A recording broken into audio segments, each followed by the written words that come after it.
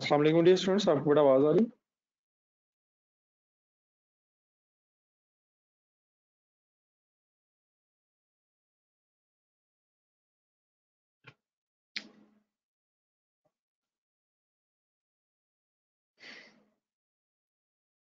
जी बेटा, सबसे पहले तो काइंडली तरह ये होम अप्लायंसेस की एक बैलेंस शीट बनानी थी। बना ली है यार?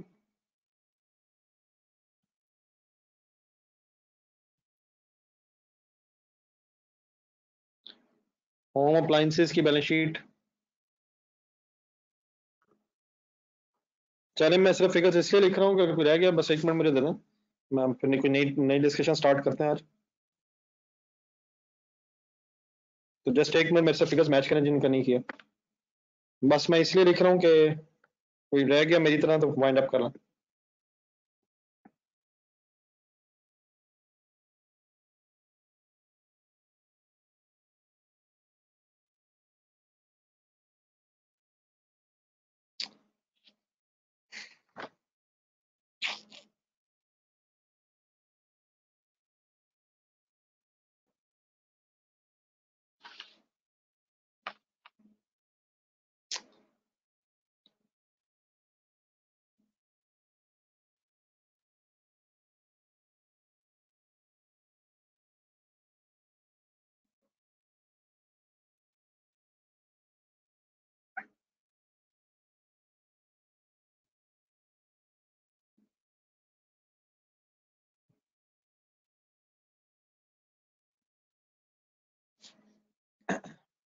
जस्ट एक मिनट जरा काइंडली तरह।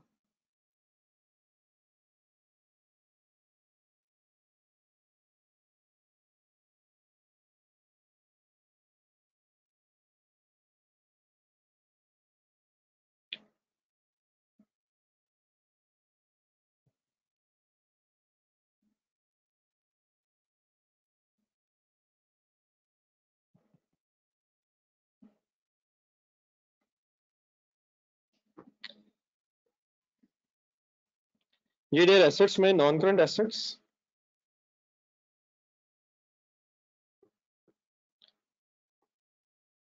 नॉन करंट एसेट्स में इसमें एक बस एक चीज आपको याद करवानी है, अगर हो जाए मेरे साथ तो। फिक्स एसेट्स गिवन है। मैंने आपसे रिक्वेस्ट की थी कि क्योंकि लेजर्स बन गए हुए हैं तो we should not waste time. Cost closing minus accumulated appreciation.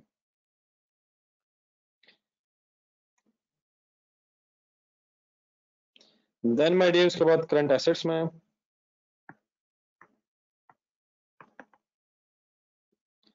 Stock 9310।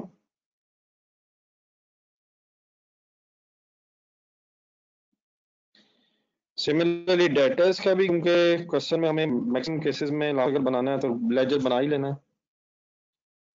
तो 1100 माइनस 555।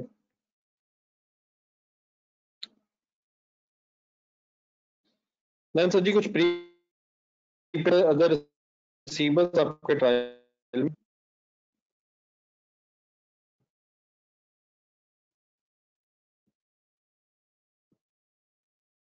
2350। फिर बेटा कैश एंड बैंक तो है लेकिन एक receivable against sale of machine.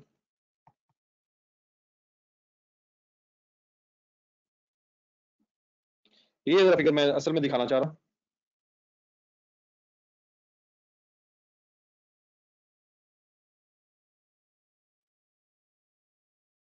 450 बेटा रिसीवेबल था लेकिन 35 हमारी अपनी लाइबिलिटी भी थी तो रिसीवेबल फाइनली 415 रह गया। ठीक है, तो ये वाला मसला तो नहीं है किसी का। Cash and bank 1300 as it is है। देन ये उसके बाद फिर जब कैपिटल एंड लाइबिलिटी बाकी टोटल वगैरह आप कर लीजिएगा। कैपिटल एंड लाइबिलिटीज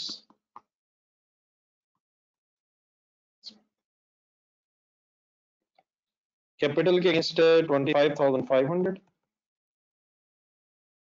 प्लस उसके बाद नेट प्रॉफिट प्रॉफिट 85 डबल है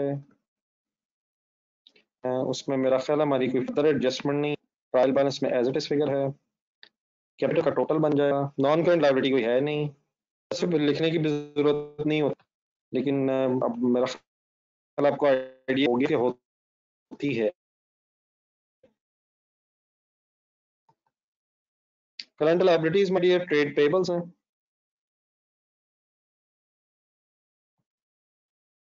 10200, then accrual and other payables kindly जरा सुनिएगा, ये असल में ये वाली फिगर के लिए मैं आपके सामने वर्किंग लिख रहा हूँ। अक्रूवल एंड अदर पेबल्स की फिगर में जो क्वेश्चन में थी अक्रूवल्स एंड अदर पेबल्स के नाम से, इसमें सर हमने दो एडजस्टमेंट्स की हैं।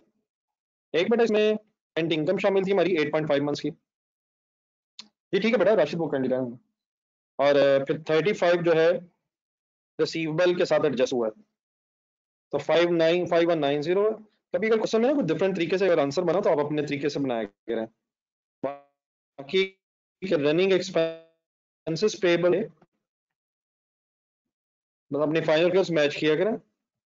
रनिंग एक्सपेंसेस पेबल की एक लायबिलिटी 110 की, ये बताएं ये दो चीजें आखिरी वाली समझ आ गई, अक्रूवल्स एंड अदर पेबल्स और 110, वो आप चॉइस है उसमें जमा भी किया जा सकता है, लेकिन मेरा ख्याल है कि शायद हम यूज टू हैं, अलग ही लिखा करें आप। ठीक है सर, तला जावेद आप भी काफी दिनों बाद आज मेरे ख्याल नजर आ रहे हैं, 110 समझ आ गया, तो आप अलग ही प्रेजेंट करें, वो वैसे ही उसमें बीच में ऐड हुआ हुआ। खैरियत है, वैसे बड़े दिनों बाद तशरीफ लाए हैं मेरा ख्याल है मिस्टर तलहा, या मुझे काफी महसूस हुआ शायद।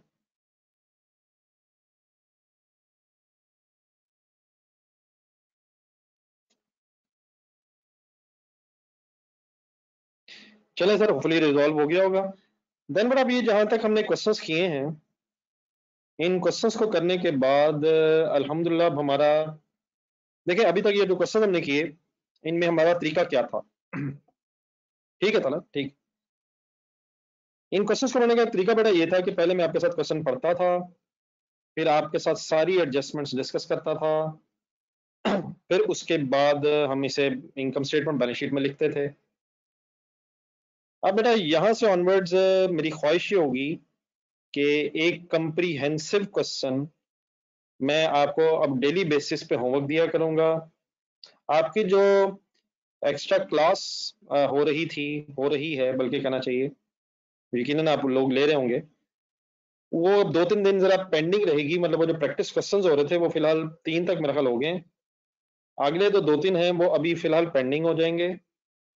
होगा ये कि इंशाल्लाह मैं अभी आपके साथ डिस्कस करता हूँ, अभी मैं आपके साथ एक क्वेश्चन शेयर करूंगा, इस क्वेश्चन का फिर मैं असल में जो मेरे पास क्वेश्चंस के अब रिकॉर्डेड लेक्चर्स अवेलेबल हैं, तो वो मैं चाह रहा हूँ कि जरा मैं उन पे टाइम लगाने की बजाय मैं आपके साथ नए क्वेश्चंस डिस्कस करूं। तो मैं आपके साथ अभी जो क्वेश्चन एक डिस्कस करूंगा, आपको एक क्वेश्चन होमवर्क दूंगा, उसका मैं एक रिकॉर्डेड लेक्चर आपके साथ शेयर करूंगा आज, अपना ही एक रिकॉर्डेड लेक्चर पुराना।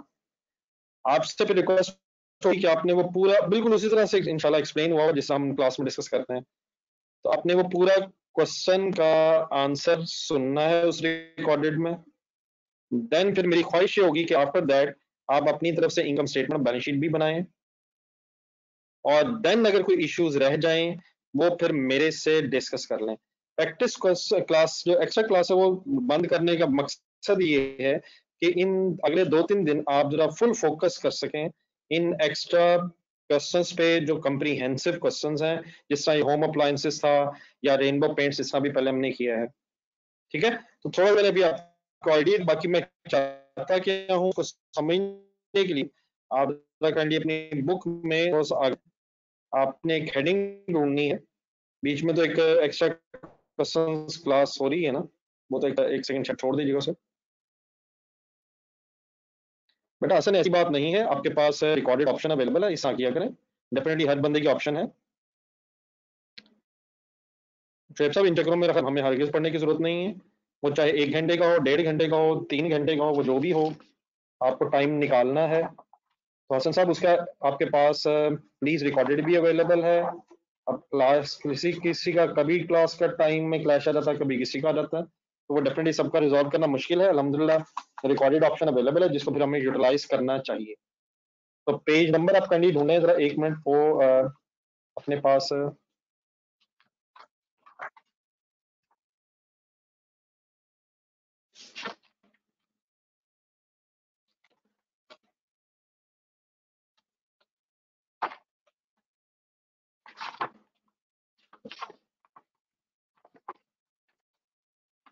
आप लोग बेटा पेज नंबर 176 पहले जरा ढूंढिएगा, उससे पीछे फिर रहेगा वो बात की बात है। पहले जरा पेज नंबर 176।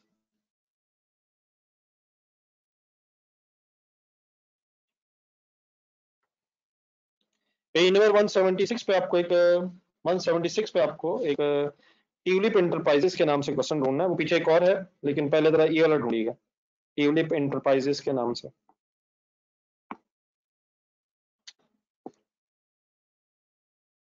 राशिद साहब, मेरा ख्याल ये है कि ये जो तीनों क्वेश्चंस मैं दूंगा, ये अभी एक दो तीन इंशाल्लाह तीन करेंगे किसी इस तरह से।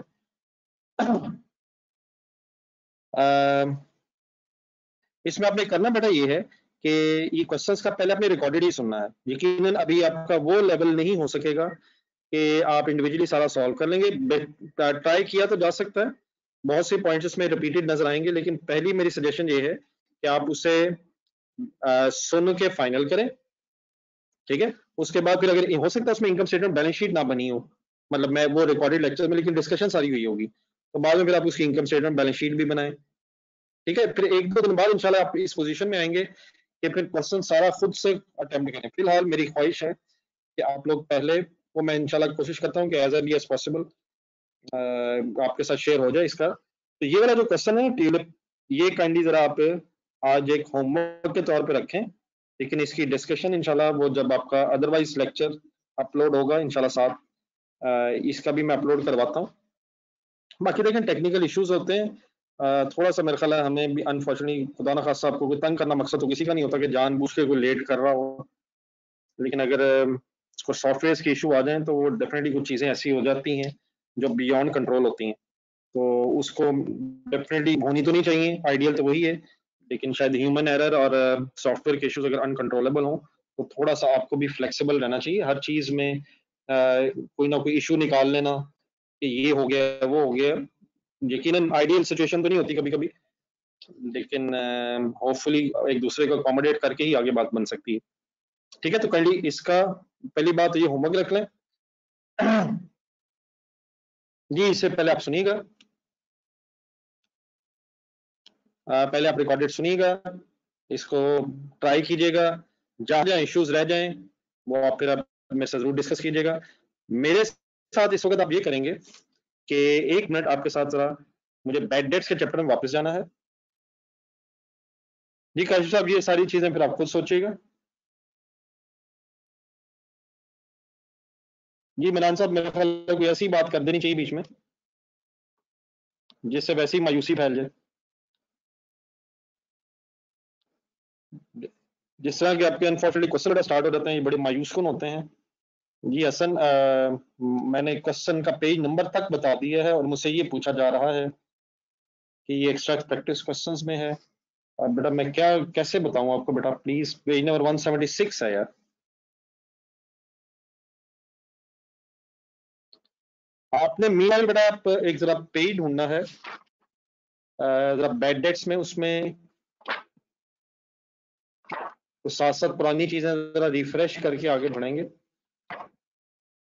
एक आपने पेज काइंडली जरा जस्ट 1 मिनट जरा मैं आपको पेज नंबर बता दूं जरा।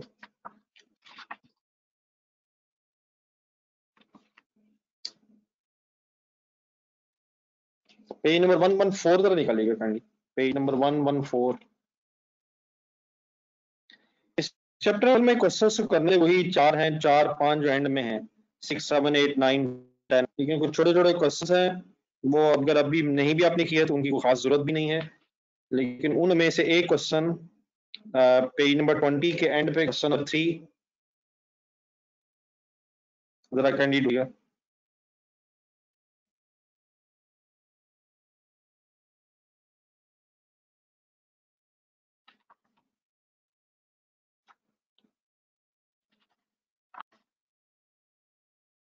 सर जी पेज नंबर 114 बताया सर मैंने। जी डियर जरा 1 मिनट, क्वेश्चन नंबर 3, ठीक है, जरा कुछ बातें रिवाइज करके एक नई चीज सुना दो।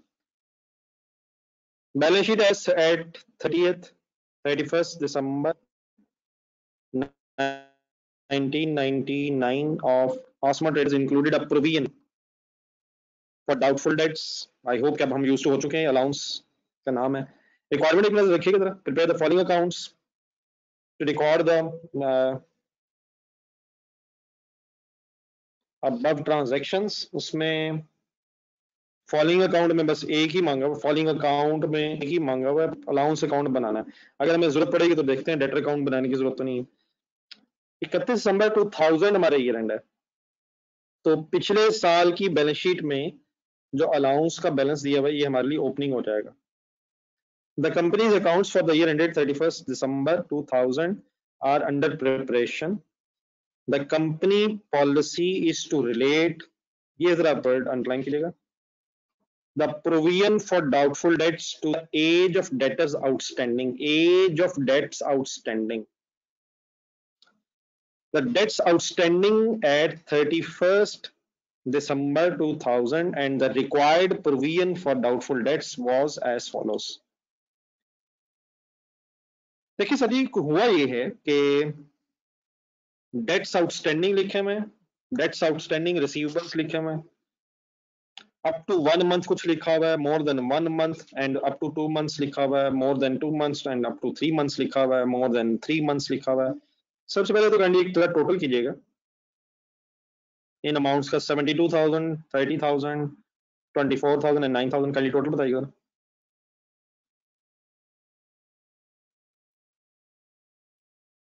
टोटल बताइएगा सर,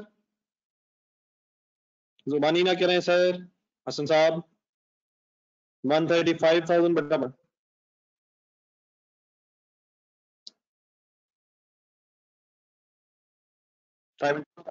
ठीक है। अब बेटा ये हमारे ऊपर उसने अगर हम पढ़े तो 31 दिसंबर के ये हैं टोटल डेटर्स।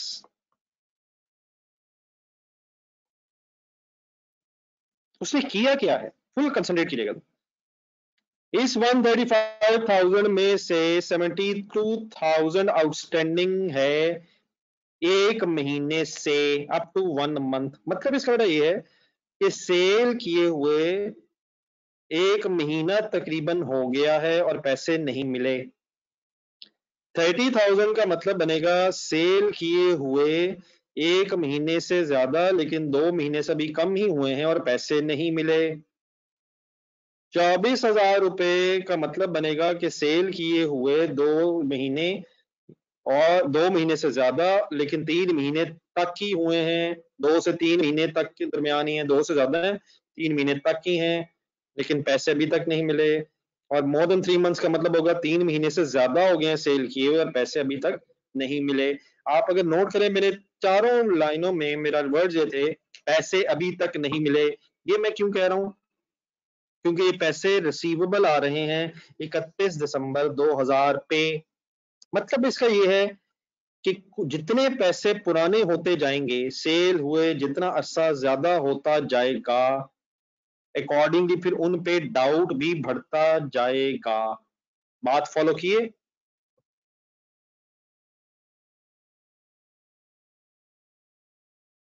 आउटस्टैंडिंग का बड़ा सिंपली मतलब होता है, देखिए अगर आपने पैसे देने हैं तो आउटस्टैंडिंग का मतलब हो जाएगा पेबल, और अगर पैसे लेने हैं तो आउटस्टैंडिंग का मतलब हो जाएगा रिसीवेबल। आउटस्टैंडिंग, अगर आपसे कोई एक्सपेंसेस आउटस्टैंडिंग तो इसका मतलब एक्सपेंसेस पेबल, और अगर मैं आपसे कहूंगा इनकम आउटस्टैंडिंग तो इसका मतलब रिसीवेबल भी हो जाएगा। तो आउटस्टैंडिंग ड्यूल मीनिंग देगा डिपेंडिंग अपॉन द सिचुएशन के पैसे मिलने हैं या देने हैं। अब सर इसमें सिंपली करना क्या है, 72,000 के सामने 1% अलाउंस लिखा हुआ है, 30,000 के सामने 2% अलाउंस लिखा हुआ है, 24,000 के सामने 4% लिखा हुआ है, 9,000 के अगेंस्ट 5% लिखा हुआ है। जो अमाउंट जितनी ज्यादा पुरानी होती जा रही है उस पर फिर डाउट बढ़ने की वजह से उसकी परसेंटेज बढ़ गई है। यहां तक मुझे ये बताएं, जो मैंने थोड़ा सा आपके सामने कुछ एक्सप्लेन किया है, up to 1 month, more than 1 to 2 month, 2 to 3 months, 3 months, more than, इसमें कोई कंफ्यूजन तो नहीं? अगर है तो बताइएगा वरना रहने दें। अगर कोई कंफ्यूजन नहीं है किसी की तो रहने दें, और अगर है तो पूछना। नहीं अगर नहीं है तो ठीक है, अगर है तो बता दीजिएगा, क्योंकि अभी थोड़ी देर पहले भी शायद आपने रिस्पॉन्स दिया था।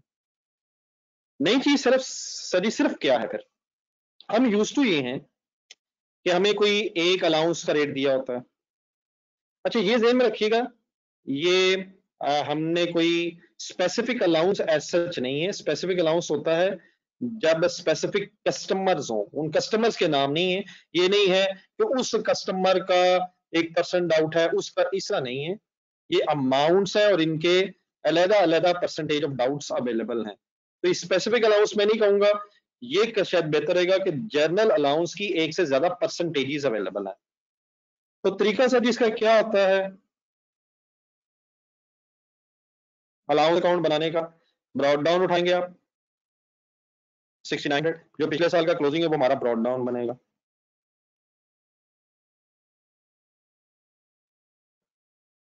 ठीक है, देन हम क्या करते थे, क्लोजिंग डेटर्स दिए में, अब एसेट कोई एडजस्टमेंट नहीं है उनमें, अलाउंस ही बनाना।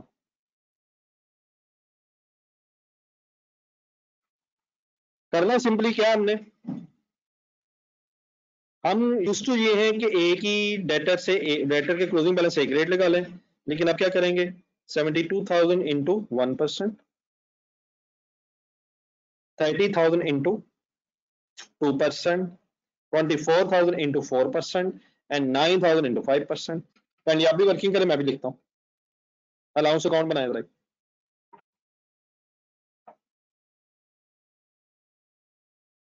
30,000 इंटू 2%, 24,000 इंटू 4%।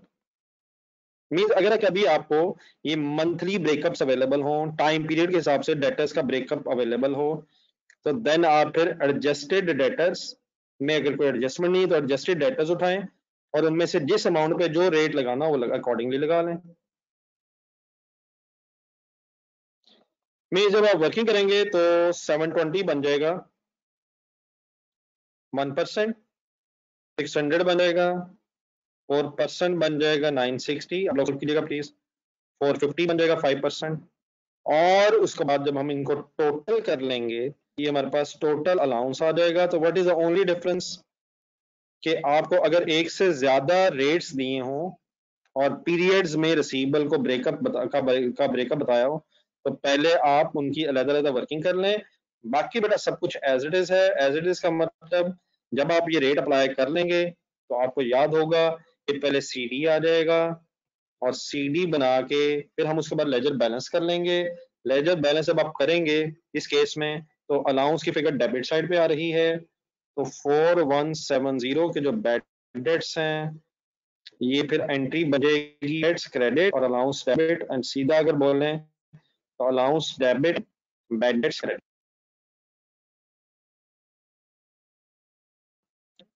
अब ये सब कुछ लिखने के बाद मुझे फाइनल रिस्पॉन्स दे दीजिएगा, अगर कोई कंफ्यूजन रह जाएगी तो वो बता दें।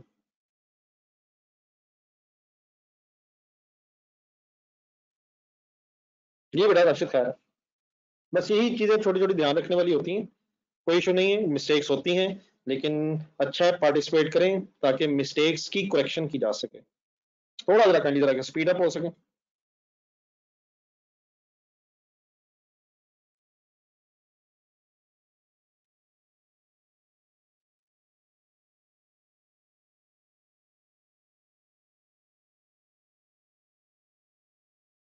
जी बेटा उसामा, अगर अभी भी इस तरह के इश्यूज हैं तो सर आपकी चॉइस है सर। जी बेटा उमर, अगर आप अभी भी ये कहना चाहते हैं तो आपकी मर्जी है सर, लेकिन अगर हम गौर से देखें तो प्लीज 31 दिसंबर 2000 क्लोजिंग डेट है सर। अगर साल के एंड में ओपनिंग दिया होता है माय डियर, तो मेरा ख्याल उमर इसका तो कोई हल नहीं अब हो सकता।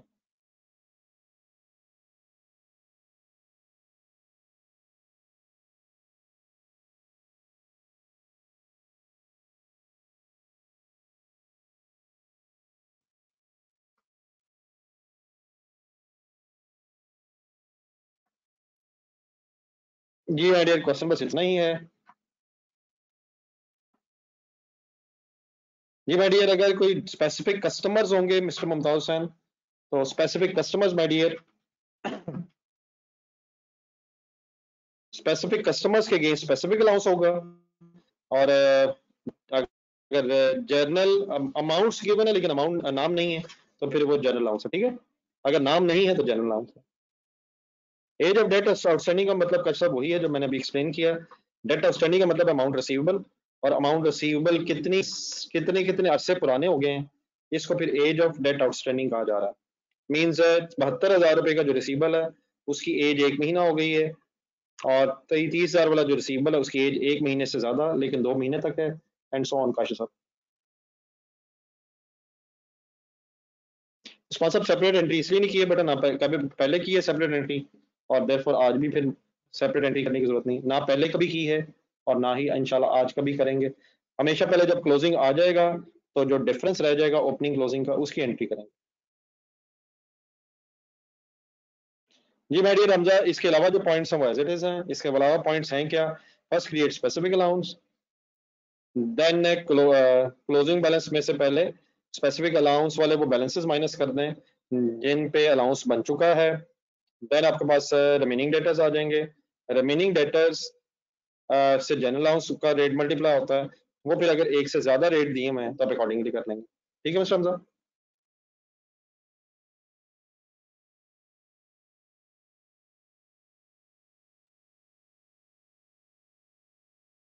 जी हमारे साहब ऐसे ही है सर, जब रेट मल्टीप्लाई होता है तो क्लोजिंग आ जाता है, तो यहाँ भी जब रेट मल्टीप्लाई हुआ तो क्लोजिंग आ गया। ठीक है सर जी, और तो नहीं कोई कंफ्यूजन?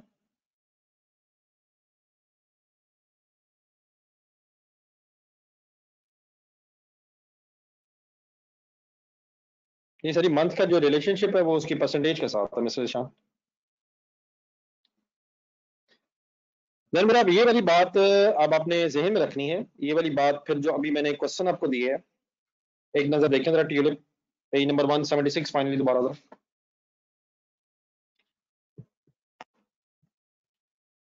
Page number 176।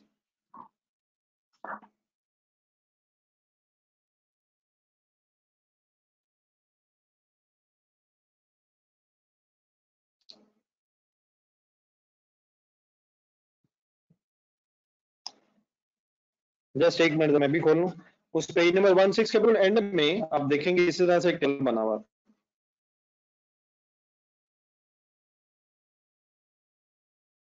तो मैंने आपको एक डिफरेंट एग्जांपल इसलिए करवाया ताकि आप इस एग्जांपल वाला फिर खुद से कर सकें। एक नजर पड़िएगा last point.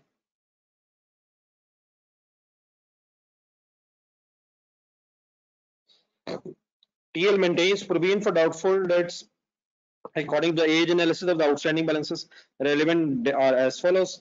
Less than 3 months पे आपको कोई प्रोविजन नहीं बना रहा, थाउजेंड्स में एक डाटा होगा, 5%, 10%, 20%, टोटल डाटा से एक ब्रेकअप दिया हुआ है। 4444 पर ढूंढेंगे तो ये डेटर्स का बेटा एक बैलेंस है जो आपके ऊपर ट्रायल बैलेंस में आ रहा है, तो उसकी बेस पे फिर उसने नीचे उसका ब्रेकअप बना दिया। ठीक है, समझ आ गया? प्लीज कर लेंगे, कोशिश कर लेंगे सर इसकी। डेफिनेटली सारी बात का ये मतलब हरगिज नहीं है कि क्वेश्चन आप करेंगे मिस्टेक कोई नहीं होगी, मिस्टेक जरूर होंगी, लेकिन अगर आप करेंगे नहीं तो वो यूजलेस है। ठीक है जी सर, ऐसे ही है सर। देन माय डियर एक काम जरा आप करें मेरे साथ, जरा आप एक ऐसा क्वेश्चन शुरू करें जो मेरा ख्याल है कि आज हमें टाइम वेस्ट करने की बजाय करना चाहिए। ये बेटा असल जिस तरीके से आप परेशान इस वक्त हो रहे हैं मुझे नहीं समझ आ रही कि क्या आप क्यों इस तरह परेशान हो रहे हैं। ये तो अपने आप को वैसे ही, अगर आपने परेशान करना है तो आपकी मर्जी है। मेरी रिक्वेस्ट ये है, every other thing is same. मेरा ख्याल है मेरी तो बात सिंपल ये है सर। बाकी अब अगर परेशान आपने होना ही है तो उसका तो बेटा मैं कोई इलाज नहीं कर सकता। अगर डाटा ऑलरेडी एडजस्टेड है तो हमें कोई लेजर बनाने की जरूरत नहीं है, अगर एडजस्टेड नहीं होंगे तो हम एडजस्ट कर लेंगे। जी डियर पेज नंबर 183 जरा ढूंढना है हमें काइंडली। एक क्वेश्चन है आपके पास डेल्टा इंटरप्राइजेस के नाम से, सॉरी 183।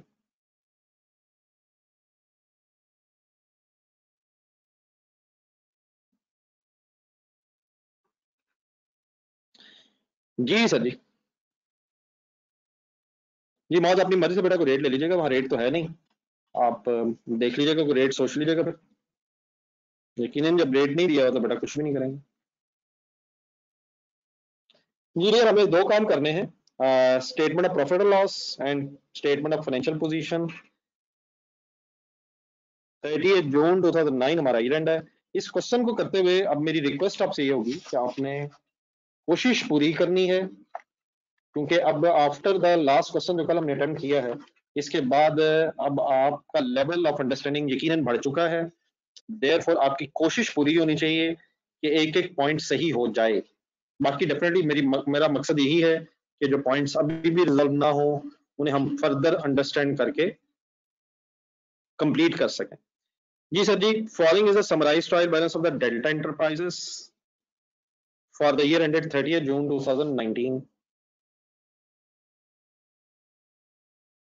बेटा राशिद प्लीज ऐसे ना करें, खुदा के लिए, वो स्पेसिफिक अलाउंस में होता है माय डियर, प्लीज ऐसे ना करें।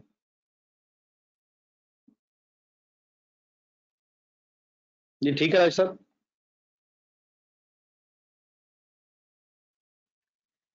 The following is a summarized trial balance of the Delta Enterprises for the year ended 30th June 2019। पढ़िएगा मेरा एक ट्रायल बैलेंस सर। तो डेबिट क्रेडिट अमाउंट दी हुई है, प्रॉपर्टी प्लांट इक्विपमेंट, इन्वेंट्री के साथ डेट देखें, ट्रायल बैलेंस देखें, क्लोजिंग इन्वेंट्री है, कैश एंड बैंक बैलेंसेस हैं, ट्रेड रिसीवेबल्स है, प्री पेमेंट्स हैं, अदर रिसीवेबल्स है। लिंक कीजिएगा काइंडली छोटी छोटी बातें। कॉस्ट ऑफ सेल ट्रायल के अंदर है, बताएं पीरियोडिक है या परपेचुअल है। पीरियोडिक है या परपेचुअल है। परपेचुअल इन्वेंट्री सिस्टम है, हमें कॉस्ट ऑफ सेल अब कैलकुलेट नहीं करनी। हाँ, अगर कॉस्ट ऑफ सेल में कोई गलती है तो हम ठीक जरूर करेंगे। आगे चलें। एडमिन एंड सेलिंग एक्सपेंसेस अलग अलग दिए हुए हैं, डेप्रिसिएशन भी अलग नजर आ रही है, तो देयरफॉर हम ऐड कर देंगे आपस में। इंटरेस्ट ऑन बैंक लोन और बैंक चार्जेस भी आ रहे हैं, हम फाइनेंशियल चार्जेस में इन्हें कंबाइन कर देंगे। नेक्स्ट ऑपोजिट साइड पे देखें, कैपिटल है, ये आपने बताना है ये क्या है, इसका क्या करेंगे बताएं सोच के तरफ। जब चीजें रिपीट हों देन मेरी ख्वाहिश जरूर होगी कि आप कोई मिस्टेक काइंडली ना कीजिएगा।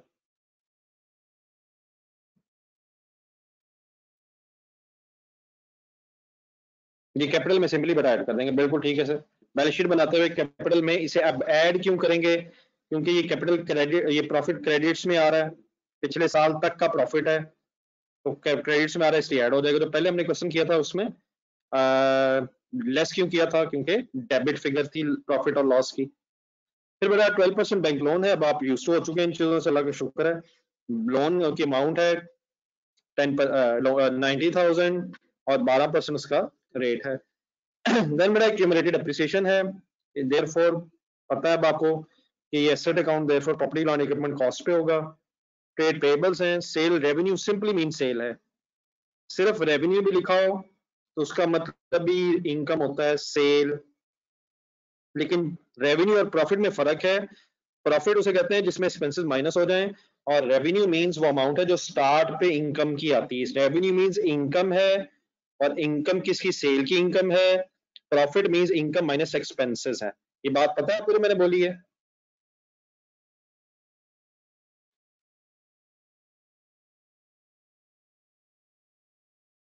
देन माय डियर उसके बाद अदर इनकम है, अदर इनकम, अदर इनकम में आएगी। रजिस्टर खोल लें, फर्स्ट टू पेजेस छोड़ दें। मेरी ख्वाहिश असल में ये है कि कुछ फर्दर क्वेश्चंस आज और कल का दिन लगा के मेरे साथ फाइनल किए जाएं, और आप फिर घर से अब इंडिविजुअल क्वेश्चंस करने की भी कोशिश करें। तो प्लीज 2 पेजेस छोड़ें और वर्किंग्स में आ जाएं। पहला पॉइंट पढ़ें,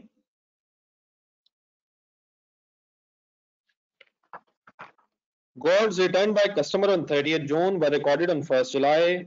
These goods have been sold on credit for rupees 1950000 at cost plus 30%. My dear, आप एक भी मिस्टेक अब नहीं कर सकते, आपको प्लीज ये बात सारी पता है। मेरी भी वर्किंग सुने, अपनी भी करें। Let's try to finalise the things. करें करें, कर लें, मेरे से मैच कर लें। मेरा ख्याल है कि इस पॉइंट में आपका टाइम वेस्ट मुझे नहीं करना चाहिए।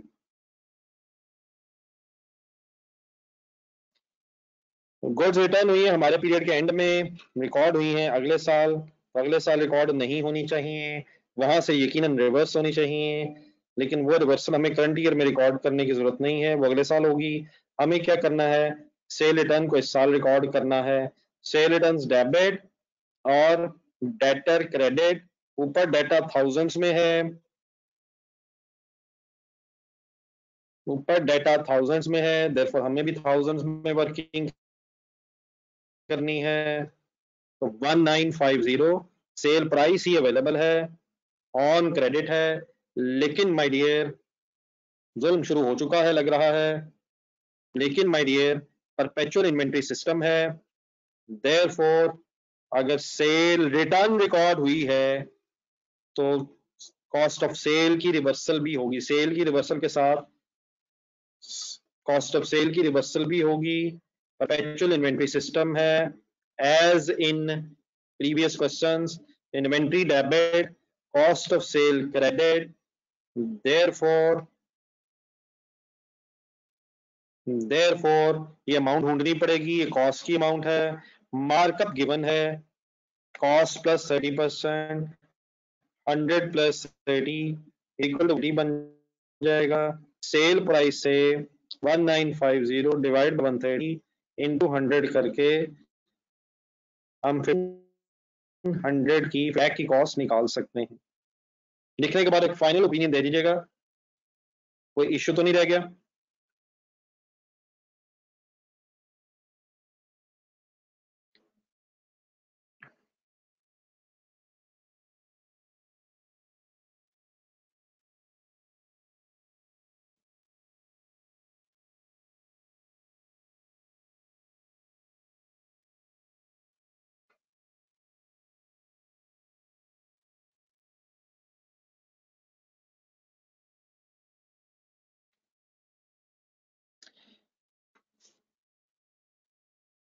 जी माय डियर, आए पॉइंट नंबर 2 पे।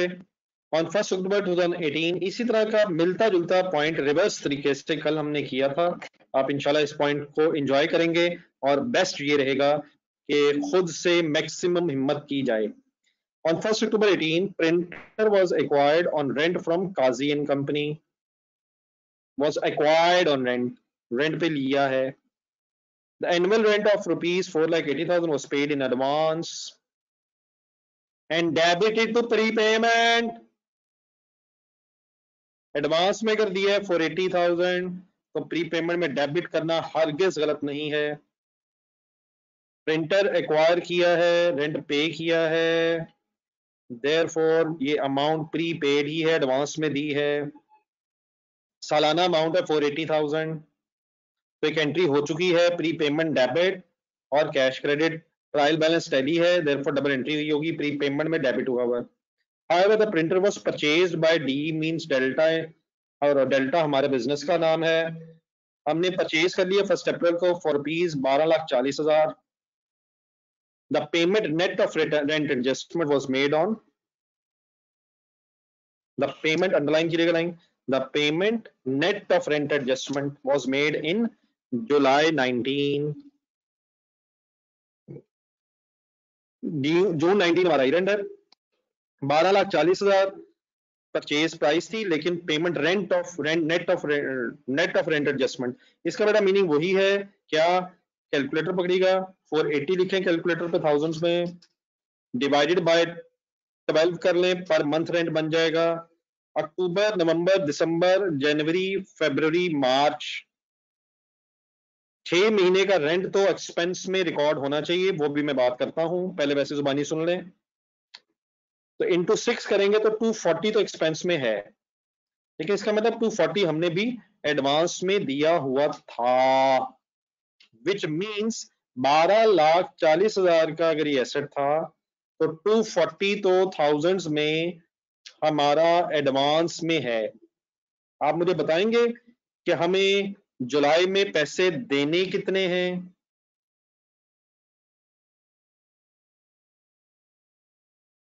इस परचेज के अगेंस्ट प्लीज सब लोग बता रहे हैं, सुस्ती है।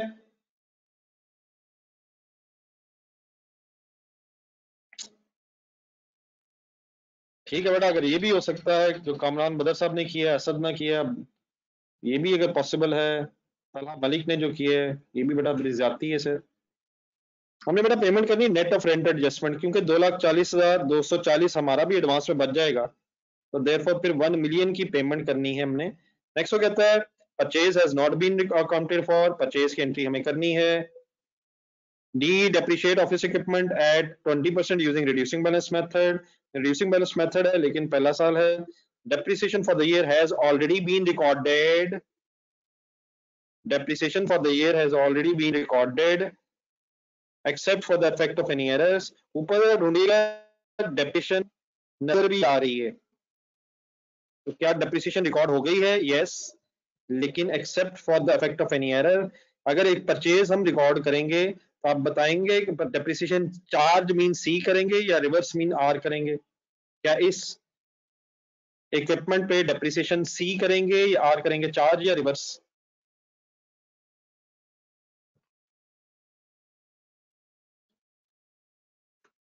जी मिस्टर शेब, मिस्टर अनस, यानी कि हम जुल्म करेंगे. जी हसन मुनीर साहब, हम क्योंकि बेटा एसेट खरीद रहे हैं, एसेट को हम जब बढ़ाएंगे तो देयरफॉर हाफिज साकिब साहब, मोहम्मद सरमद साहब, शायद जीशान साहब, हम डेप्रिसिएशन चार्ज करेंगे माय डियर. ठीक है बेटा, जिनका मैंने नाम बोला, ठीक है. हम रिवर्स नहीं बेटा करेंगे. रिवर्स हम तब करेंगे अगर हमने एसेट ज्यादा कर दिया होता. हमने तो एसेट बढ़ाना है तो देयरफॉर डेप्रिसिएशन बढ़ाएंगे. तो पूरे साल की डेप्रिसिएशन हमने चार्ज नहीं करनी, वो हुई है. हमने बस इफेक्ट ऑफ एरर. लेकिन आपको पता है डेप्रिसिएशन की बात फिर आगे जाके करेंगे. अब आ जाए पॉइंट नंबर 2 पे. जी ठीक है, वो तो देख लेंगे कि कितने मंथ्स की चार्ज होनी है. अब आ जाता है इस पॉइंट से रिलेटेड. किसी को वैसे पता चला ये कल जैसा पॉइंट ही है जिसमें इक्विपमेंट डिस्पोज हुआ था, उससे रिवर्स है आज. तो उसको बड़ा उसी तरीके से समझ लीजिएगा यार. सबसे पहले ये लिख लें, एक entry once again already made है. और ऑलरेडी मेड को लिखने का मकसद सिर्फ ये है कि बात जरा जहन में रह जाए. Prepaid debit, pre payment debit,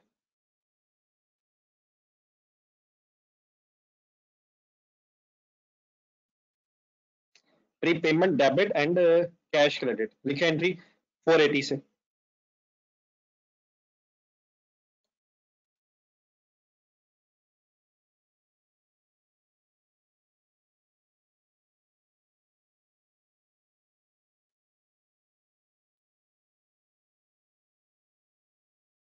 एक हेडिंग बना लीजिएगा, एंट्री ऑलरेडी मेड.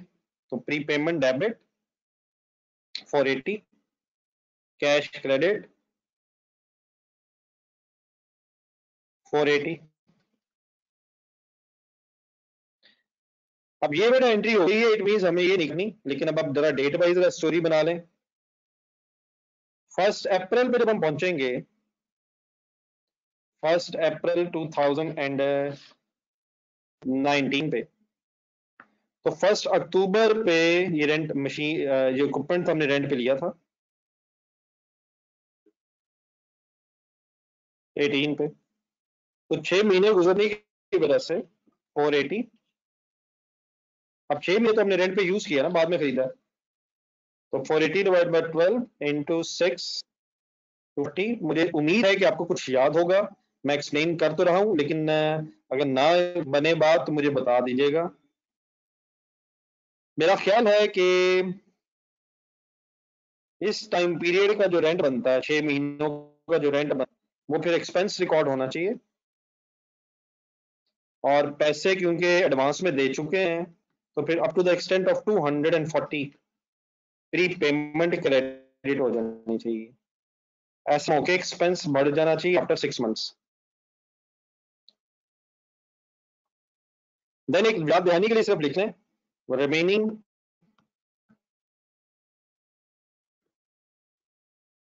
की पेमेंट फिर रह जाएगी. अब ये डेफिनेटली मेरा अमाउंट, मेरा ख्याल है काफी सिंपल है. वो जो कलम नहीं वो ज्यादा कम्प्रिहेंसिव था. 480 माइनस 240, तो ये बन जाएगा रिमेनिंग. अभी भी एसेट रह गया है प्री पेमेंट में. लेकिन माय डियर, 1 अप्रैल पे, एक मिनट मेरी बात पूरी सुन, लेट मी. 1 अप्रैल पे फिर अब परचेज जब रिकॉर्ड होगी तो एसेट का नाम है, एक प्रिंटर एक्वायर हुआ हुआ, तो प्रिंटर डेबिट बाय 1240. ये रखिए प्रिंटर 1240 ही का है. लेकिन पहले क्योंकि पेमेंट होनी है तो प्री पेमेंट फिर खत्म हो जाएगी. एडवांस में जो पैसे थे वो खत्म हो जाएंगे 240, और जो बाकी बच जाएंगे वो क्योंकि दिन जुलाई में जाके तो फिलहाल एक लायबिलिटी तौर पर बन गए 1 अप्रैल पे। बात क्लियरली समझ आ गई है?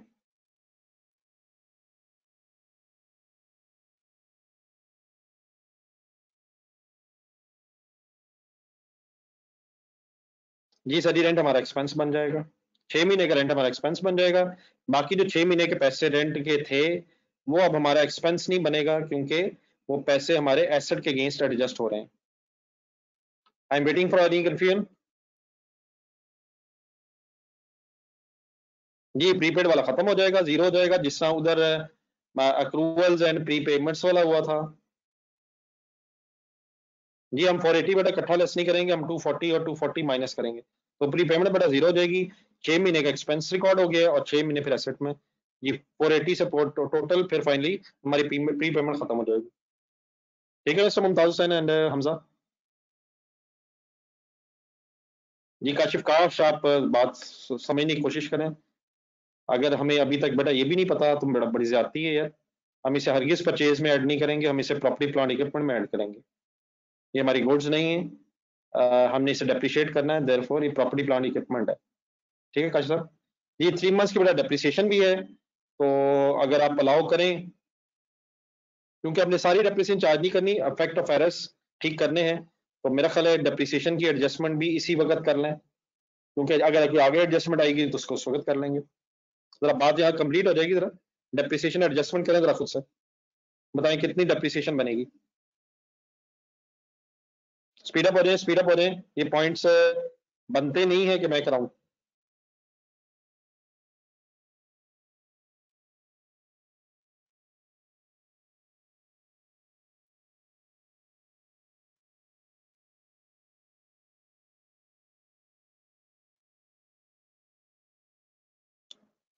जी डियर 1240 इंटू 20%, फर्स्ट ईयर है, मेथड रिड्यूसिंग है तो इशू नहीं है, पहले साल रेट कॉस्ट से मल्टीप्लाई होता है without deducting and residual value अगर अवेलेबल भी हो तो 62 बेटा ये बन जाएगा। तो डेप्रिसिएशन डेबिट, और ऊपर आप ट्रायल बैलेंस देख के आपको आपको पता है चीजें, एक्यूमुलेटेड डेप्रिसिएशन अकाउंट क्रिएट कर देंगे।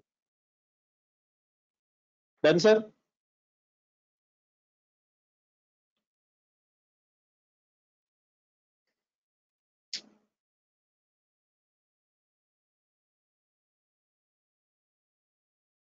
ये उसामा इंशाल्लाह बस वैसे ही होगा जैसे होना चाहिए। ये मिस्टर आसान, नेट ऑफ नहीं होगा सर, पेबल डेबिट होके कैश नेट हो जाएगा।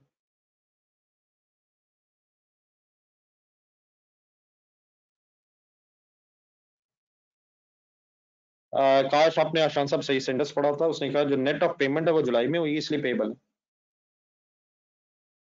पेमेंट क्योंकि जुलाई में हो रही है इसलिए पेबल है। ठीक है मिस्टर आशान साहब एंड उसामा जी। ये पॉइंट नंबर 3 अगर आप पढ़ेंगे तो प्लीज ये इंडिविजुअल करने वाला पॉइंट है, विदाउट वेस्टिंग एनी टाइम पढ़ें, मैं भी करूंगा आप भी करेंगे। Annual fire insurance premium of 45 lakh was paid in advance on 1st January 2019 and debited to, सालाना इंश्योरेंस के पैसे एडवांस में दिए गए, लेकिन कहां डेबिट हो गए? एडमिन एक्सपेंसेस में। दिए कब गए? 1 जनवरी को एनुअल दिए गए, 30 जून ईयर एंड में रखिएगा, 6 महीने पहले। Payment also include ₹1350 pertaining to the owner's personal property।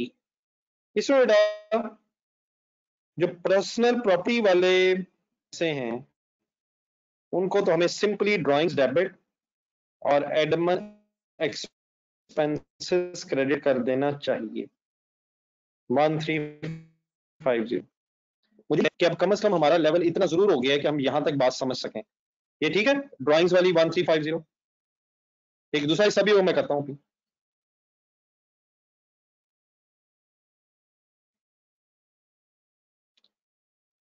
बाकी बेटा जो हमारे अपने पैसे बनेंगे, हमारे जो अपने पैसे बनेंगे 45 लाख माइनस 1350, ये पैसे हैं 12 महीनों के एनुअल, तो डिवाइड बाय 12, इंटू 6/12। 1 जनवरी से लेके 30 जून तक के जो पैसे हैं वो तो एक्सपेंस में रहने चाहिए, एक्सपेंस में शामिल है, हमें कोई इतराज नहीं है। लेकिन बाकी जो 6 महीनों के पैसे बनेंगे 1575,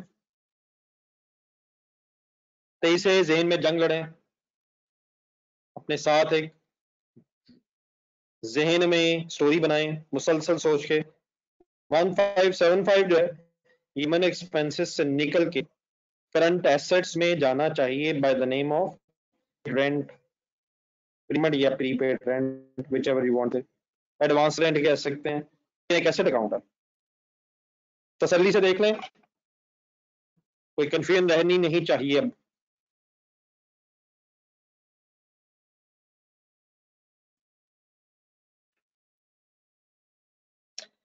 हाफिज साकिब साहब, माइनस मैंने बेटा इसलिए किया है, सॉरी प्रीपेड इंश्योरेंस, ठीक है, माइनस बेटा मैंने इसलिए किया है क्योंकि शामिल है, क्योंकि क्वेश्चन में लिखा हुआ है कि शामिल है। काश आप भी पढ़ते, आपको पता चल जाता।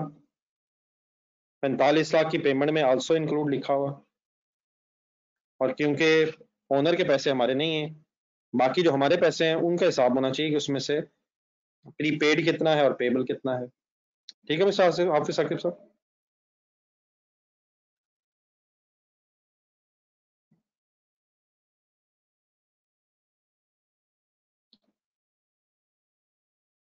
जी sir, sorry, prepaid insurance word होना चाहिए।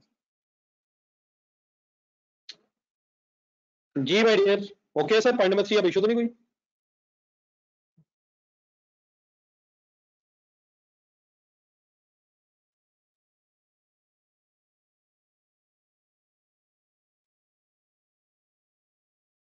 जी माय डियर हसन, अल्लाह का शुक्र है, जहां ड्राइंग्स है वहां ड्राइंग्स आएगा, और जहां जहां प्रीपेड इंश्योरेंस आएगा आना चाहिए वहां प्रीपेड इंश्योरेंस आएगा। एक मिनट रुकिएगा जरा, जस्ट एक मिनट।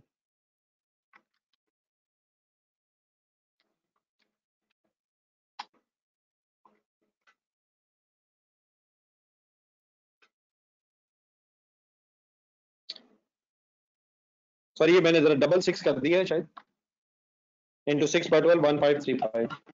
ये शिराज साहब वो मैंने, ठीक है ठीक है, बाकी 6 मंथ्स नहीं।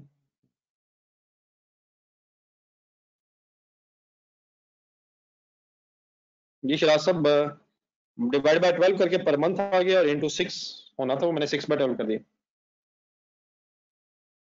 ये हसन साहब ऐसे ही हो गया।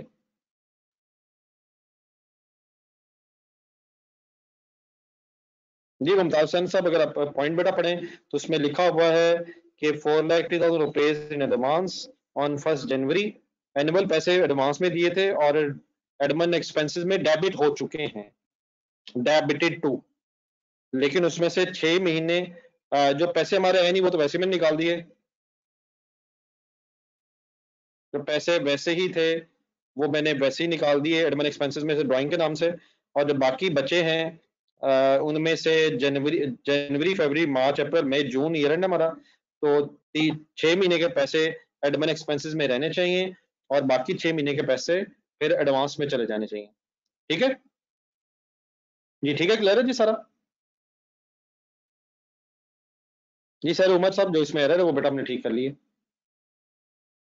इसमें एरर ये था कि ड्राइंग्स की अमाउंट जो है वो इनकम स्टेटमेंट में नहीं होनी चाहिए, और जो एसेट की अमाउंट है वो भी बैलेंस शीट में होनी चाहिए। ये कोई और question confusion?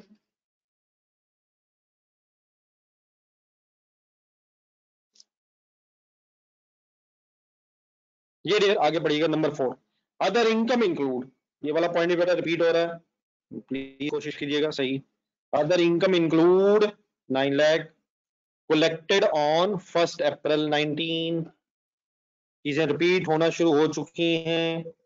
In respect of a service agreement for the 6 month ending 30 सितंबर।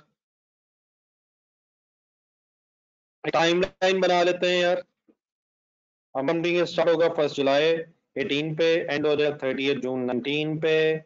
हम और से देखें तो लिखा ये हुआ है कि एग्रीमेंट हुआ है, कलेक्टेड हुए पैसे 1 अप्रैल पे 19 पे 6 महीनों के हैं। 6 महीने कब खत्म होंगे? बल्कि एंडिंग सितंबर है, सही कि नहीं कह रहा?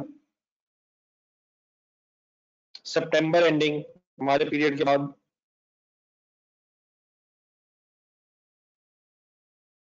अप्रैल मई जून जुलाई अगस्त सितंबर 6 महीनों के पैसे हैं।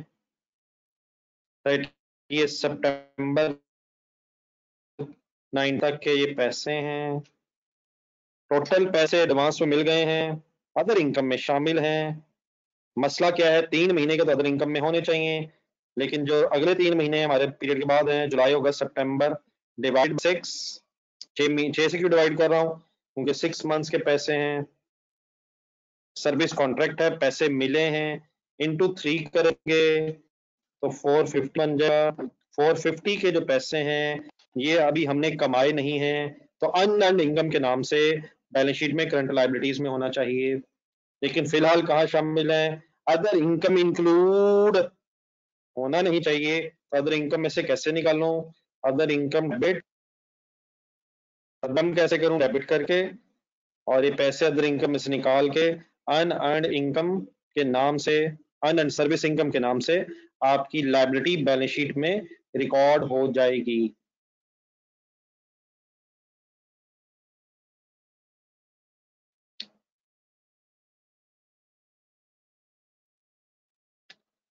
माय डियर हसन, जो आप कर रहे हैं ये बिल्कुल गलत हो रहा है। आपने बिल्कुल पढ़ना छोड़ दिया है। अगर एक इनकम के पैसे देने ही है तो मेरे भाई उस इनकम को रहने दें। आपने पढ़ना पता नहीं शुरू किया था या नहीं, लेकिन फिलहाल अब बिल्कुल जीरो लेवल पे चले गए हैं। शायद मुझे कहना तो नहीं चाहिए, लेकिन माय डियर मुझे शायद रियलाइज जरूर करवाना चाहिए। हर चीज जो आप भेज रहे हैं मायूस कुन सिचुएशन है। जी ठीक है sir. Other income debit, earn income credit, ये कोई प्रीपेड नहीं है, ये प्री रिसीव्ड है। और जब बातें रिपीट हो रही हैं और आप मुसलसल मिस्टेक कर रहे हैं, my dear this is not the right attitude. ठीक है सर जी, बाकी क्लियर है? मोहम्मद सलमान साहब, एंट्री सर जी सही नहीं है। एंट्री में मसला है, इनकम में सारी अमाउंट नहीं होनी चाहिए, इसमें से हाफ अमाउंट लाइबिलिटीज में होनी चाहिए। ठीक है मिस्टर मोहम्मद सलमान।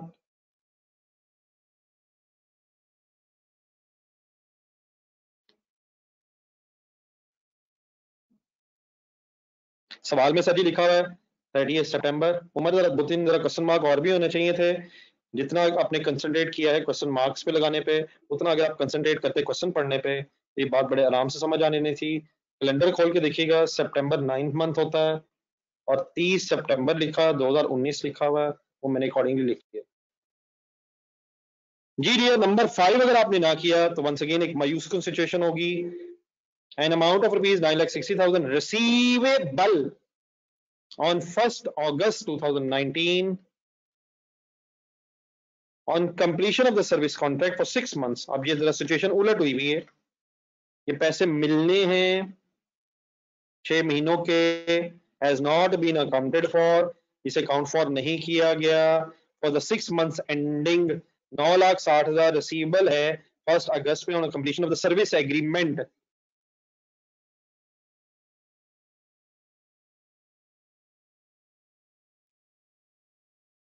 जी बेटा, अल्लाह का शुक्र है, क्वेश्चन ठीक है मिस्टर मुमताज हुसैन। बेटा ऐसे जालिम ना बने, ऐसे ना करें, खुदा के लिए ना करें। जो लिखा हुआ सवाल हो प्लीज ठीक है। ये एग्रीमेंट किन 6 महीनों में है सर? उसने कहा ये एग्रीमेंट खत्म होना है, अमाउंट 1 अगस्त में million completion of the agreement. 31 जुलाई तक का एक एग्रीमेंट है 6 महीनों का। तो जरा मंथ्स काउंट कीजिएगा, अगर फरवरी मार्च अप्रैल मई जून जुलाई, रिवर्स आए, जुलाई जून मई अप्रैल मार्च एंड फरवरी, फरवरी से लेके जुलाई तक का कॉन्ट्रैक्ट है। बताएं क्या अक्रूवल बेसिस पे 30 जून मींस 5 महीनों की इनकम रिकॉर्ड हो जानी चाहिए, या जब ये यकम को पैसे मिलेंगे सारे तभी रिकॉर्ड होने चाहिए? क्या इनकम तब रिकॉर्ड की जाती है जब वो अर्न हो जाए, या तब रिकॉर्ड की जाती है जब वो पे हो जाए? काशिफ साहब को खुदा का खौफ भी करें यार।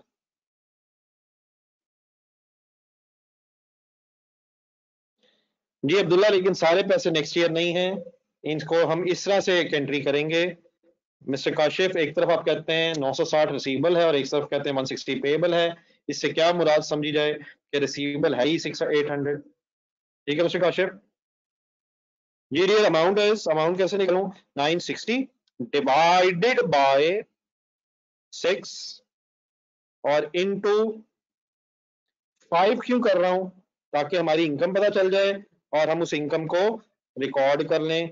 तो इनकम बन जाएगी 800, लेकिन इनकम के पैसे मिले नहीं तो रिसीवेबल है। जब रिसीवेबल डेबिट करेंगे तो फिर रिसीवेबल डेबिट और इनकम क्रेडिट एंट्री बन जाएगी। क्लियर है sir?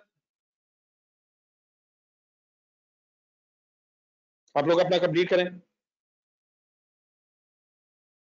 960 divide by 6 into 5 means 800 है। काशिफ आप क्लियर हो गया माय डियर? रिसीवेबल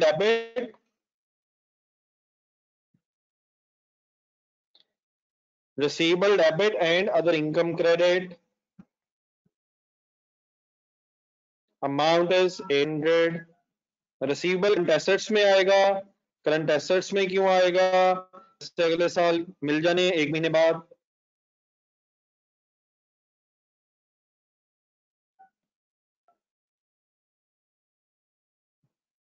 हमारा ये सर जी 30 जून पे एंड होगा। ये कॉन्ट्रैक्ट जो है 31 जुलाई तक का है, लेकिन 6 महीनों का है। महीने गिनने पड़ेंगे, मैं टाइमलाइन बना भी दूं तो माय डियर मोहम्मद उसामा, आपको महीने गिनने पड़ने हैं।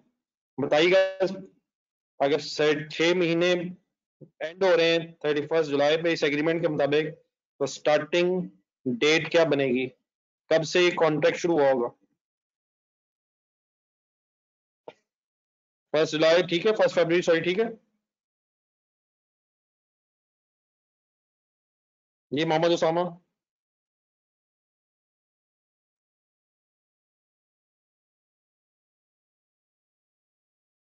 तो 1 फरवरी माय डियर।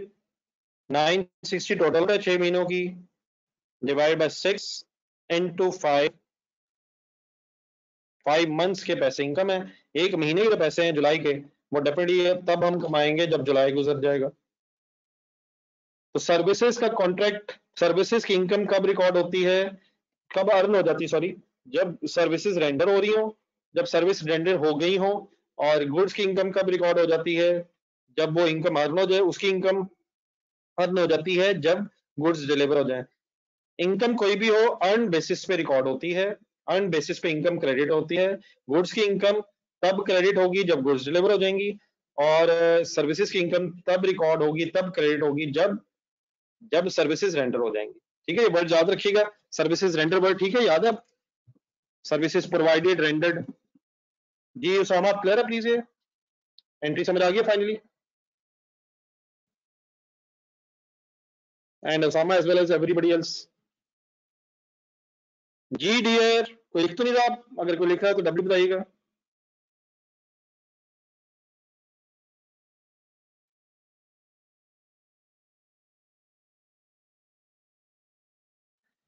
जी डियर, उसके बाद पॉइंट नंबर 6 पे आ जाए।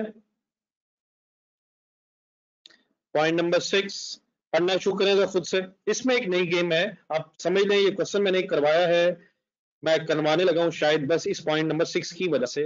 बाकी तो मेरा गुमान है कि शायद बात इतनी टफ नहीं थी। Question number 6, 12% bank loan was acquired on 1st April 18। अब ये 1st April 18 जो है, ये हमारे वाले साल से पिछले साल की डेट है।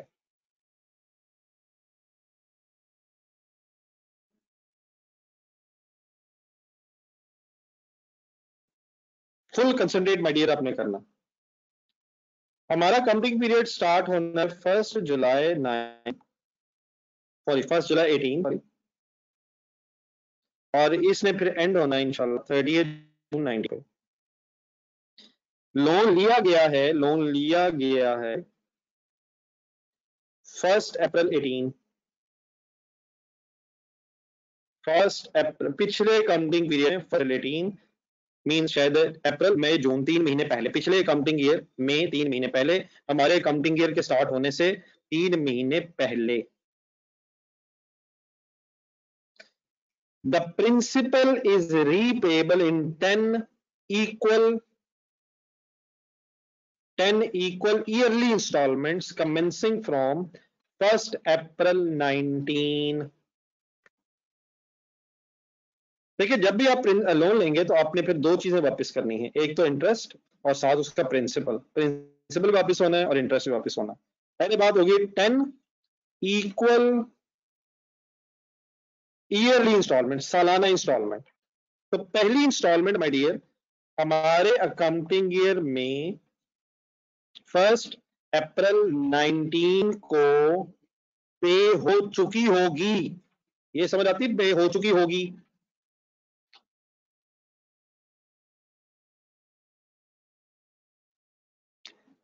सर जी हमारे वाले साल में एक इंस्टॉलमेंट पे हो चुकी होगी। देन थोड़ा सा आगे सोच ले एक मिनट। ईयरली इंस्टॉलमेंट है, सालाना इंस्टॉलमेंट है। 1 अप्रैल 2020 पे भी एक इंस्टॉलमेंट पे होगी। अभी इंटरेस्ट की तरफ जा रहे हैं, आप इंटरेस्ट की तरफ नहीं जाना, अलग अलग। अप्रैल 18 को लोन लिया, 1 अप्रैल 19 से स्टार्ट होनी है इंस्टॉलमेंट्स की पेमेंट। तो एक इंस्टॉलमेंट 30 जून 19 पे हमारा ईयर एंड हो रहा है, हमारे वाले ईयर एंड से पहले 3 महीने पहले की इंस्टॉलमेंट पे हो जाएगी।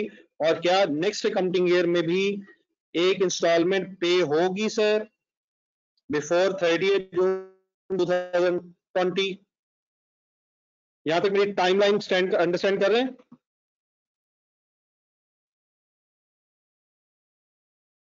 ओके सर, यहां तक कैंडिडेट रिस्पॉन्ड कर दीजिएगा जरा, बात क्लियर है?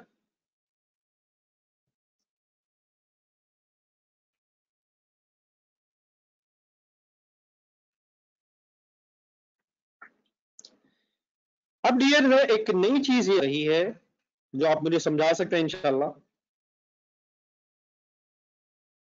ऊपर जो बैंक लोन है ये 90 आ रहा है, तो हमारे वाले साल के एंड पे जब ट्रायल बैलेंस बना है तो 90 आ रहा है। क्या लिया भी 90 ही होगा, ये बताएं जरा। क्या लिया भी 90 ही होगा या एक इंस्टॉलमेंट पे होने के बाद ये 90 आ रहा है?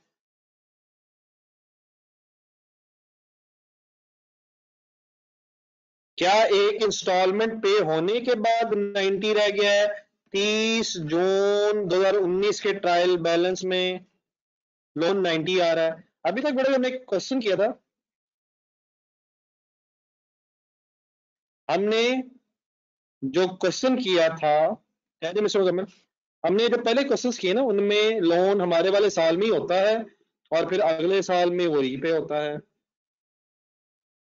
मेरी ये बात सबको क्लियर है कि 90,000 लोन रह गया है, पहले ये बता दें 90,000 रह गया एक इंस्टॉलमेंट के बाद।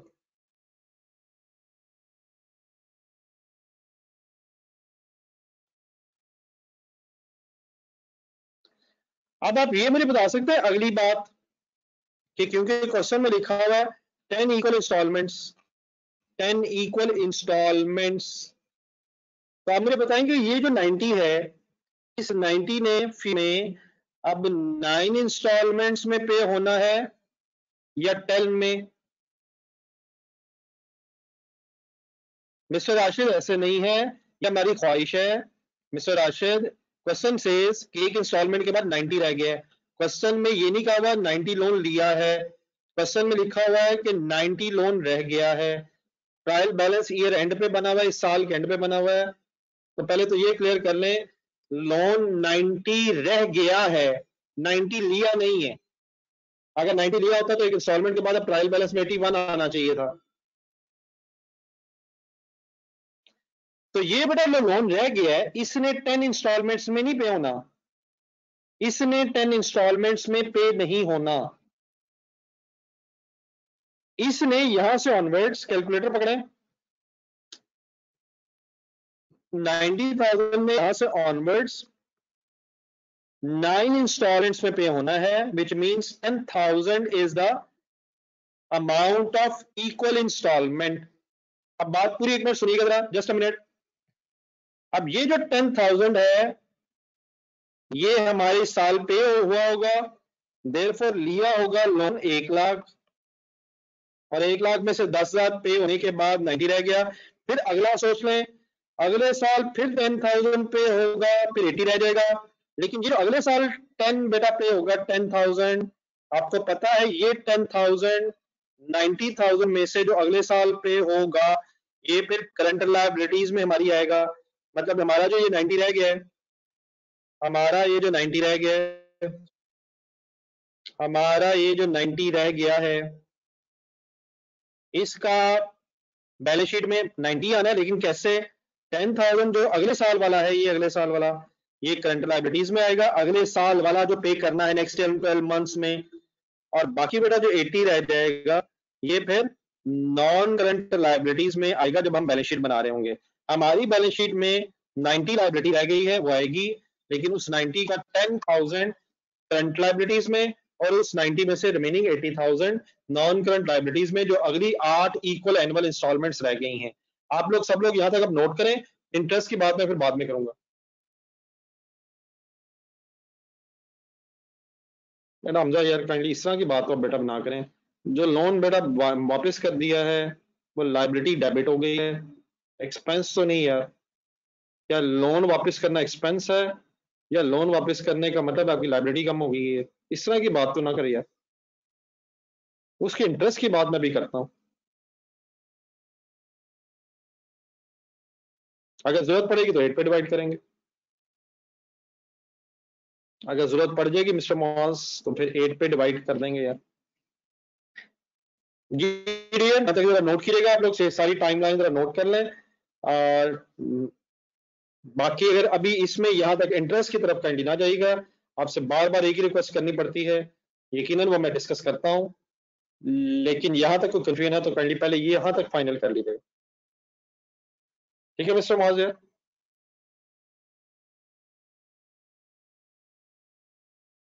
अगर 2 इंस्टॉलमेंट्स के बाद अगर हमने वर्किंग करनी है तो डिवाइड बाइड कर लेंगे, और काइंडली जब लिख लेंगे आप लोग तो फाइनल कर दीजिएगा, मुझे जरा रिस्पॉन्ड कर दीजिएगा।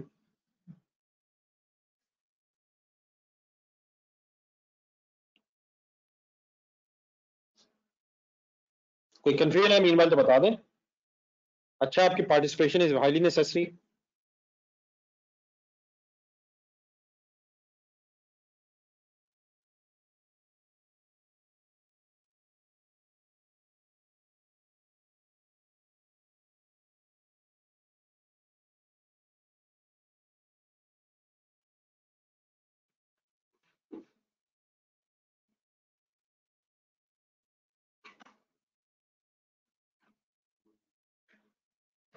जी डियर, फिर इसका दूसरा एस्पेक्ट सुने जरा। तो प्रिंसिपल हमेशा अलहदा और इंटरेस्ट हमेशा अलहदा आपने करना सोचना है। Interest is payable on 1 October and 1 April each year. ये भी गेम जरा फुल कंसंट्रेशन सुनने वाली है।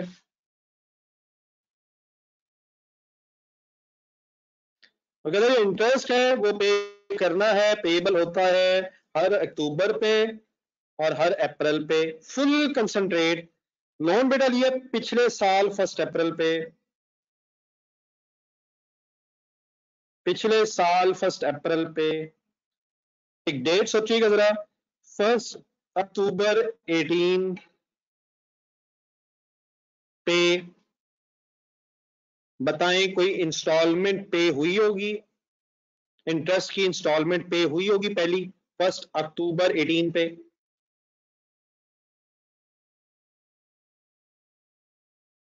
कंसंट्रेट करें फुल। पहली इंस्टॉलमेंट, इंटरेस्ट की इंस्टॉलमेंट, पहली इंटरेस्ट की इंस्टॉलमेंट 1 अक्टूबर 18 पे बेटा पे हुई होगी। उसमें से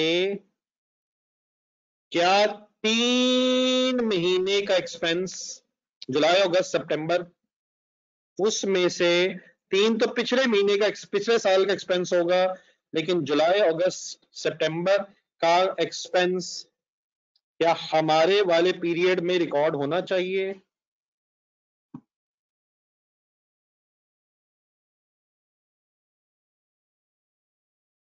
होना चाहिए सर।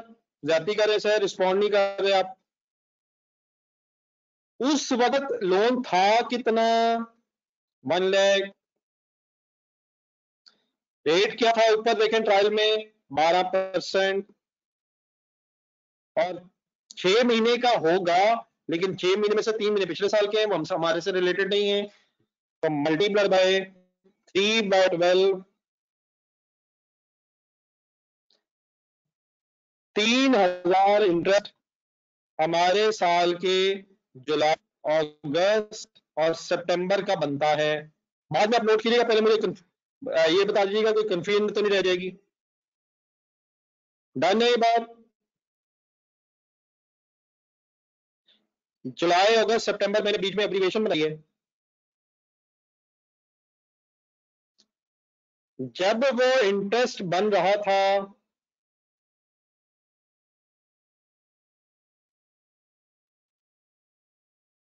माय डियर मुजम्मिल को याद please, my dear, interest rate per annum होता है। हम बेटा अपने साल का एक्सपेंस निकाल रहे हैं my dear Muzammil. Rate per annum है, रेट डिवाइड बाय 6 नहीं होता, रेट पूरे साल का होता है। इंटरेस्ट 3 महीने का लेना है। हसन साहब हमें अपना इंटरेस्ट चाहिए सर। जी डियर गिमान, क्या फिर इसी आगे चले? यकीन इंटरेस्ट पे 6,000 हुआ होगा 1 अक्टूबर को, 3 पिछला पेबल डेबिट हुआ होगा, फिर एक्सपेंस डेबिट। मैं एक्सपेंस के एंगल से वर्किंग नहीं करना चाह रहा हूं इस साल का। ये जो अगले 6 महीने का इंटरेस्ट है, क्या ये फिर 1 अप्रैल 19 को 1 लाख, अभी लोन 1 लाख की था, इंटू 6/12, ये 6,000 अक्टूबर, नवंबर, दिसंबर, जनवरी, फरवरी, क्या ये 6,000 भी हमारे वाले साल में एक्सपेंस बनता है?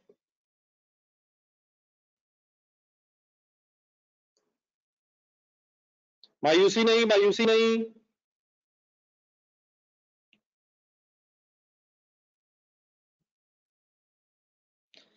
देन माय डियर, उसके बाद आगे बढ़े, आगे बढ़े, आगे। अगले 3 महीनों का इंटरेस्ट तो पे करेंगे, पे करेंगे। फर्स्ट अक्टूबर 2019 को। लेकिन क्या इन 3 महीनों का इंटरेस्ट आना हमारे ही साल में है? बताओ कमान यार, इससे तो ना करें। लोन अभी रीपे हुआ जाके यकम अप्रैल को, यकम अप्रैल को लोन रीपे हुआ मिस्टर मुमताज हुसैन, ना करिए यार। उस वक्त भी लोन 1 लाख ही था, 1 लाख ही था। ठीक है मिस्टर मुमताज जी डियर। लेकिन इन 6 महीनों, इन 3 महीनों का इंटरेस्ट, इन 3 महीनों का इंटरेस्ट 1 लाख पे नहीं लेंगे शोएब, और 2 महीने नहीं सर। अब लोन 10,000 ही पे हो गया था यकम अप्रैल पे। क्या आपको पता है जब लोन वापस हो जाए तो रिमेनिंग अमाउंट रह जाती है, उस पर इंटरेस्ट आएगा। Why I am working on 90,000 now, क्योंकि 1 अप्रैल पे तो 10,000 वापस हो जाना था, और देयर फोर 90,000 इंटू 12% करेंगे। 90,000 इंटू 12% रेट है, लेकिन 3 महीने कौन से? 3 महीने कौन से माय डियर? कौन से 3? ये अमाउंट बनेगी अब 2,700। अमाउंट की बदल गई क्योंकि लोन कम हो गया। ये कौन से महीने हैं? अप्रैल, मई, एंड जून, अप्रैल मई जून। अब ये बड़ा टोटल इन दोनों का बताया 9,000। ये तो वो इंटरेस्ट है जो हमारे वाले साल में पे हुआ होगा, 3,000 भी और 6,000 भी। लेकिन ये जो 2,700 है ये इंटरेस्ट अभी पेबल होगा। एक काम करें, जरा ऊपर देखें, ट्रायल बैलेंस में 9,000 का इंटरेस्ट लोन आ रहा है। क्या कंसंट्रेट ट्रायल बैलेंस में 9,000 ढूंढें? क्या ट्रायल बैलेंस में 9,000 जो आ रहा है इस साल जो पे हुआ वो रिकॉर्डेड है? इस साल जो 3,000 6,000 जमा होके जो 9,000 बना ये रिकॉर्डेड है। रिकॉर्डेड को हमें दोबारा बेटा रिकॉर्ड नहीं करना है। ये 2,700 है, ये भी रिकॉर्ड होना चाहिए। कैसे रिकॉर्ड होगा? एक्सपेंस डेबिट होगा और पेबल क्रेडिट होगा। फाइनल पूरी टाइम कंप्लीट करें और साथ ही एक्सपेंस के एंगल्स वर्किंग लिखें।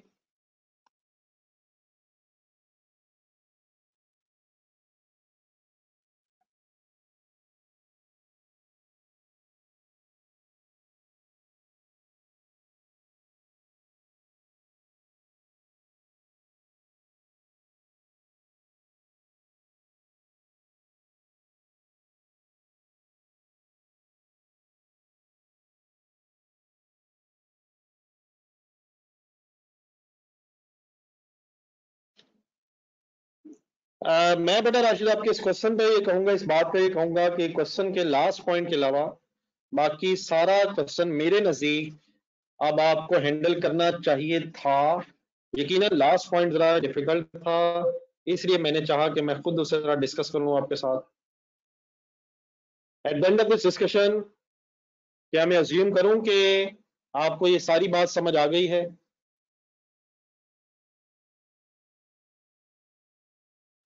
ये mister Mumtaz Hussain, mister everybody.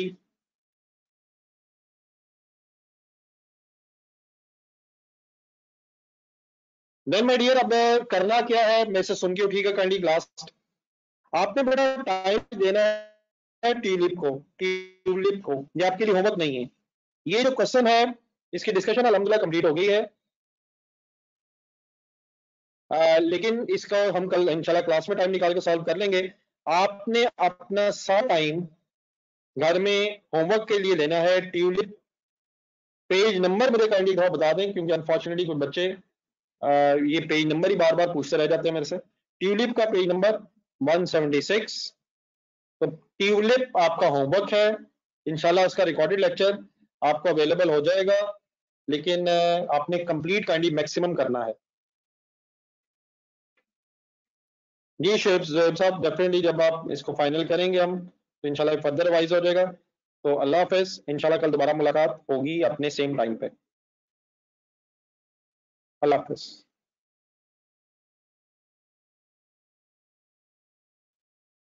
ये इंशाल्लाह recorded as early as possible, लेकिन मेरा ख्याल है कि शायद